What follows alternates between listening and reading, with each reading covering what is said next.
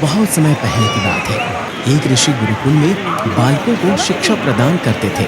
कौन गांव के उनके गुरुकुल में अनेक राज्यों के राजकुमारों के साथ साथ साधारण परिवार के बालक भी शिक्षा प्राप्त करते थे। उस दिन वर्षों से शिक्षा प्राप्त कर रहे शिष्यों की शिक्षा पूर्ण हो रही थी और सभी बड़े ही उत्साह से अपने अपने घर लौटने की तैयारी में थे। जाने के पूर्व ऋषिवर ने सभी शिष्यों को अपने पास बुलाया। सभी शिष्य उनके समक्ष आकर एकत्रित हो गए। ऋषिवर सभी शिष्यों को संबोधित करते हुए बोले, प्रिय शिष्यों, आज आप सबका इस गुरुकुल में अंतिम दिन है। मेरी इच्छा है कि यहां से प्रस्थान करने के पूर्व आप सब एक दौड़ में सम्मिलित हों।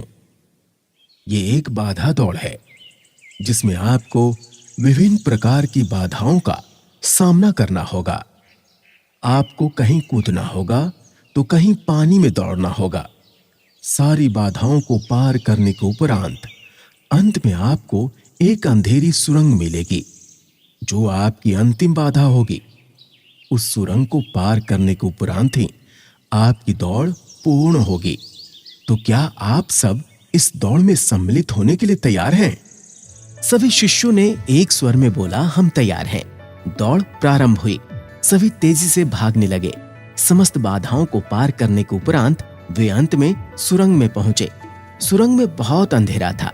जब शिष्यों ने सुरंग में भागना प्रारंभ किया तो पाया कि उसमें जगह जगह नुकीले पत्थर पड़े हुए हैं।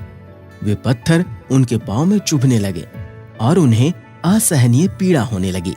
लेकिन जैसे तैसे दौड़ समाप्त कर वे सब वापस ऋषिवर के समक्ष एकत्रित हो गए। ऋषिवर ने उनसे प्रश्न किया, शिष्यों, आप सब में से कुछ लोगों ने दौड़ पूरी करने में अधिक समय लिया और कुछ ने कम। भला ऐसा क्यों? गुरुवर, हम सभी साथ साथ ही दौड़ रहे थे, लेकिन सुरंग में पहुंचने के बाद स्थिति बदल गई। कुछ लोग दूसरे को धक्का देकर आगे निकलने में लगे हुए थे तो कुछ लोग संभल संभल कर आगे बढ़ रहे थे। कुछ तो ऐसे भी थे जो मार्ग में पड़े पत्थरों को उठाकर अपनी जेब में रख रहे थे ताकि बाद में आने वालों को कोई पीड़ा न सहनी पड़े। इसलिए सब ने अलग अलग समय पर दौड़ पूरी की। ठीक है, अब वे लोग सामने आए जिन्होंने मार्ग में से पत्थर उठाए और वे पत्थर मुझे दिखाएं। आदेश सुनने के बाद कुछ शिष्य सामने आए और अपनी जेबों से पत्थर निकालने लगे। लेकिन उन्होंने देखा कि जिसे वे पत्थर समझ रहे थे वास्तव में वे बहुमूल्य हीरे थे। सभी आश्चर्यचकित होकर ऋषिवर की ओर देखने लगे। तब ऋषिवर बोले कि मैं जानता हूं कि आप लोग इन हीरों को देखकर अचरज में पड़ गए हैं। इन हीरों को मैंने ही सुरंग में डाला था।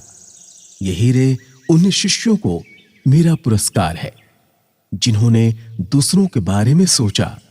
शिष्यों, ये दौड़ जीवन की भागम भाग को दर्शाती है जहां हर कोई कुछ न कुछ पाने के लिए भाग रहा है, किंतु अंत में समृद्ध वही होता है जो इस भागम भाग में भी दूसरों के बारे में सोचता है और उनका भला करता है।